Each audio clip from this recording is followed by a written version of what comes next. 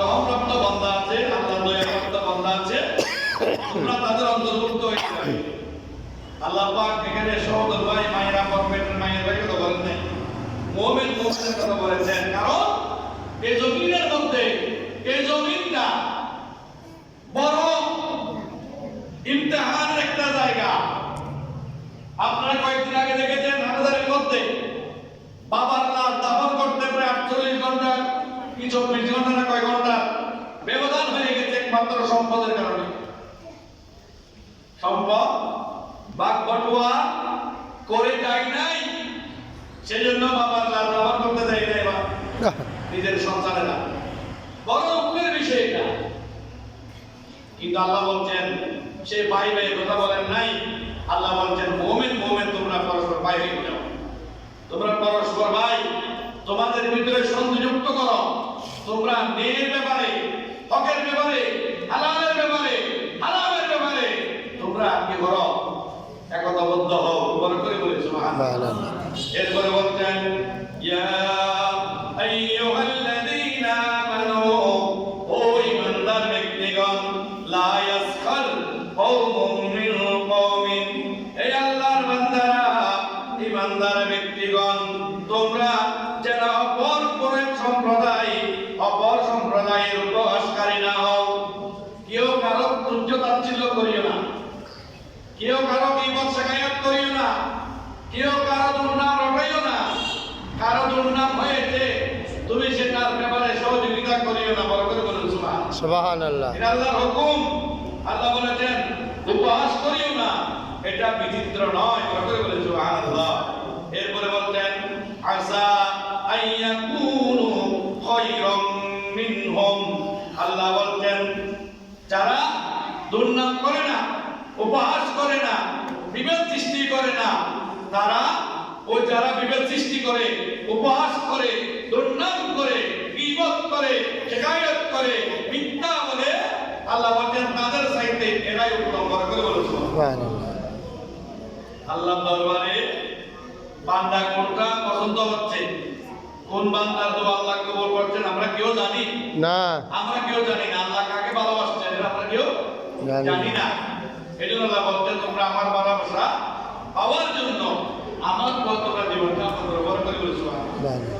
এরপরে বলতেন ওয়ালা তালবিজু আনফুসাকুম, ওয়ালা তালবিজু আনফুসাকুম, তোমরা একজন আরেকজনের নাম যে আমরা ডাকি, একজন আরেকজনকে আমরা ডাক দেই। নাম হচ্ছে মোহাম্মদ আব্দুল্লাহ, আমরা বলি আব্দুল্লাহ। নাম হচ্ছে আব্দুর রহিম, অনেকে বলে রহিমে। এভাবে নামের মধ্যে কি করে মানুষ মন্দভাবে নাম ডাক দেয়, উপহাস করে নাম ডাকে। আল্লাহর কাছে সেটা কি নয়, পছন্দ নয়।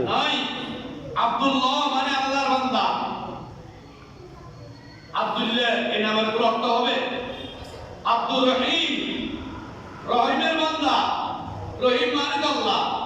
তাহলে এই রহিম ও করিম এভাবে ডাকা যাবে না, এখানে আব্দুল যোগ্য ডাকতে হবে। রহিম যেটা আল্লাহ, করিম যেটা আল্লাহ, এই জন্য ডাকাতে বলতে হবে আব্দুল রহিম, এই আব্দুল করিম, এই আব্দুল গফুর, এই আব্দুল কুদ্দুস, এভাবে ডাকতে হবে। আল্লাহ বলছেন যেটা আমার পছন্দ নয়, তোমরা নাম উপহাস করে না। এরপরে বলছেন ওয়ালা তানাবাজু বিল কলব, তোমরা অন্তরের মধ্যে কারো জন্য কি দেখবে না, ঘৃণা, কারো জন্য অন্তরের মধ্যে খারাপি, কারো জন্য হিংসা, তোমরা এগুলো অন্তরে জায়গা দিবে না। অন্তরটা তুমি পরিষ্কার করে ফেলো, কারণ আমাদের একটা কল আছে, অন্তর আছে। এই কলটা যদি নষ্ট হয়ে যায়, ময়লা হয়ে যায়, দুর্গন্ধ হয়ে যায়, আমাদের সমস্ত শরীরটা কি হয়ে যাবে, নষ্ট হয়ে যাবে, দুর্গন্ধ হয়ে যাবে। এরপরে বলছেন বিজাল ইসমু ফুসকিসমুল ফুসুক বাদাল ঈমান, এ আমার বান্দারা, মুমিনরা কতই উত্তম, মুমিনরা কতই ভালো।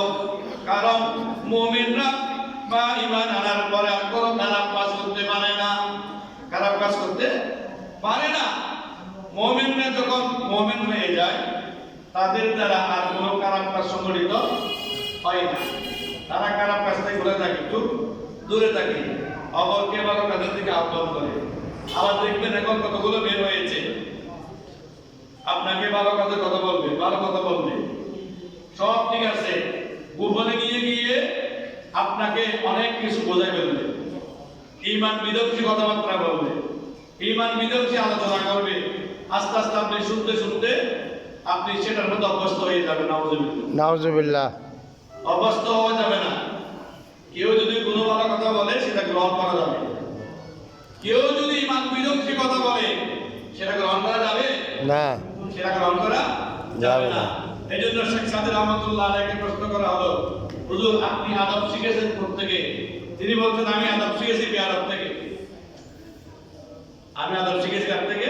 বেয়াদব থেকে। বেয়াদব থেকে। ওনার সহসর যারা ছিল তারা বলতেছে, হুজুর এটা কোন ধরনের উত্তর দিলেন আপনি? আপনাকে আমরা সুন্দর করে প্রশ্ন করলাম, আপনি কিভাবে আদব শিখলেন? আপনি বললেন বেয়াদব থেকে। তিনি বললেন বেয়াদব যা করে তার বিপরীত আমি করি। সুবহানাল্লাহ। এভাবে আদব আমি আদব অর্জন করেছি। একটা মজলিসের মধ্যে গিয়েছিলেন, পাড়াশো কাপড় চোপড় গায়ে দিয়ে একটা মেজবানের মধ্যে, ওনাকে মেজবান থেকে বের করে দেওয়া হলো। তো জিজ্ঞেস করলেন আমাকে বের করে দেওয়া হলো কেন?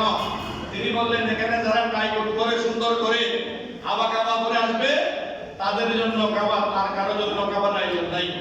পরের বার তিনি সুন্দর করে কাপড় চোপড় টাইকট করে গেলেন।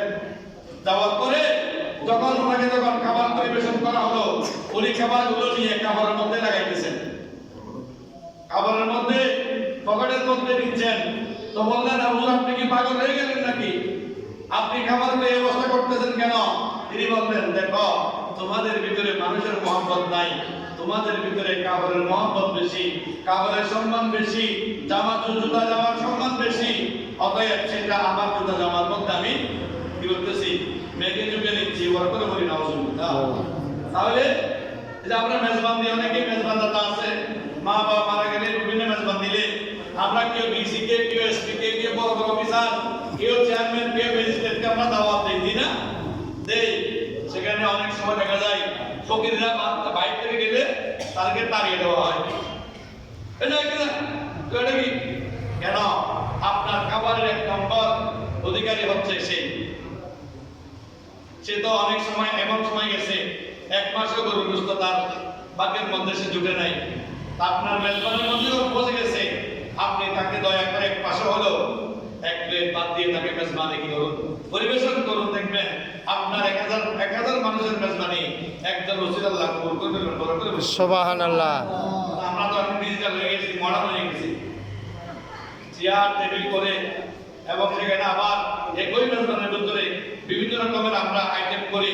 কাউকে করে গোশত দিই, কাউকে মাছ, মাংস, গোশত, ডিম, চিংড়ি মাছ দিয়ে খাওয়াই। এটা আল্লাহর কাছে কি নয়? পছন্দনীয় নয়। আল্লাহ বলছেন তুমি সমান তারে মানুষদের কাছে পরিবেশন করো। দেখবা তোমার খাবারের দিকে আমি তাকাবো না, তোমার অন্তরের দিকে আমি তাকাবো।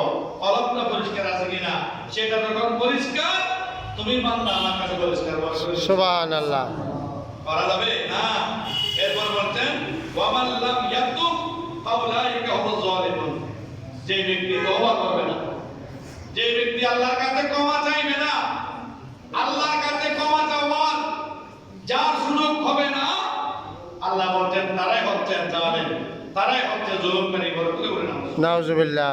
তাহলে সদা সর্বদা আল্লাহর কাছে কি চাইতে হবে? মাগফিরাত কামনা করতে হবে। আমার দয়াল নবীর জীবনের মধ্যে পাওয়া যায়, আমার নবী দৈনিক 70 বার মনোন্তর 100 বার ইস্তেগফার করতেন, আল্লাহর দরবারে তওবা করতেন। সাহাবায়ে কেরাম বললেন ইয়া রাসূলুল্লাহ আপনার তো কোনো অপরাধ নাই, গুনাহ নাই, আপনি কেন তওবা করছেন? আমার নবী বলছেন আমার সাহাবায়ে কেরাম আমি তওবা করছি আমার উম্মতকে শিক্ষা দেওয়ার জন্য। সুবহানাল্লাহ। আমার গুনাহ নাই, ঠিক আছে, আমার উম্মতের গুনাহ থাকবে। আমার গুনাহ নাই, ঠিক আছে, আমার উম্মতরা গুনাহগার হবে, যাতে আমার উম্মতরা গুনাহগার হলেও আল্লাহর দরবারে তওবা করার কারণে মাগফিরাত নসিব করে বলেছেন। সুবহানাল্লাহ। ও অনেক মানুষ আছে না, বারবার দেখবেন আস্তাগফিরুল্লাহ আস্তাগফিরুল্লাহ বলবেন, আস্তাগফিরুল্লাহ আস্তাগফিরুল্লাহ বলবেন, তওবা করবেন দৈনিক 5 বার। কারণ আপনার নিকট হাদিস শরীফের মধ্যে এসেছে মালাকুল মউত দিনে 5 বার আপনার আমার ঘরের দরজার মধ্যে ঢোকা দেয়। এই অমুক তোমার সময় শেষ হয়ে যাচ্ছে, অমুক তোমার এতক্ষণ সময় আছে, অমুক তোমার এতক্ষণ সময় আছে, তোমার রিজিক শেষ হয়ে যাচ্ছে, তোমার পানি খাওয়ার সময় শেষ হয়ে যাচ্ছে। এভাবে টোকা দেয় দৈনিক 5 বার। আল্লাহর হাবিব বলেছেন, উম্মত ওই 5 বারে তুমি আল্লাহর দরবারে সাড়া দাও, ওই 5 বার আল্লাহর দরবারে তুমি সাড়া দাও। আর 5 বার তুমি যদি আল্লাহর দরবারে সাড়া দিতে পেরেছো, তোমার মৃত্যুটা ঈমানের সহিত হইতে পারে। বড় করে বলুন সুবহানাল্লাহ।